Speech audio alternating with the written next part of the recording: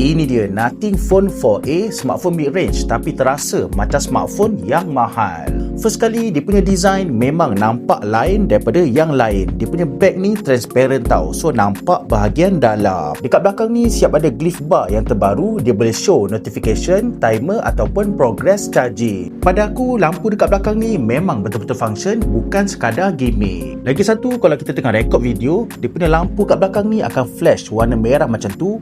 So kita boleh tahu kamera tengah on ataupun tak. Yang aku pegang ni warna hitam. Dia ada lagi 3 color, warna putih, biru dengan pink. Yang menariknya, dia punya design dekat belakang ni di-inspired daripada burung hantu tau. Dia punya kamera dekat atas ni melambangkan mata burung hantu lah. Lepas tu dia punya badan yang kat tengah ni. Lepas tu dia punya bintik dekat bawah ni, dia punya tangan ataupun cakar. Aku rasa warna hitam ni nampak cool, tapi dia kurang menyelah lah, sesuai kalau korang jenis yang low profile. Untuk dia punya kamera pula, dekat sini ada triple camera system dan dia pakai sensor daripada Samsung. Ada 50 megapiksel main sensor dengan OIS dan ada wide angle sampai 0.6 kali. Siap boleh zoom sampai 70 kali kalau korang nak ambil gambar yang jauh. Memang betul-betul impresif. Kita boleh dapat periscope lens dekat smartphone yang harga mid-range macam ni. Dia punya portrait mode pun bagus sebab dia ada AI yang boleh detect rambut dengan lebih tepat. Untuk content creator, dekat sini ada kamera preset tau. Kita boleh set up warna ikut style sendiri macam DSLR. Untuk dia punya performance pula, dekat sini ada processor Snapdragon 7S Gen 4, so memang betul-betul capable.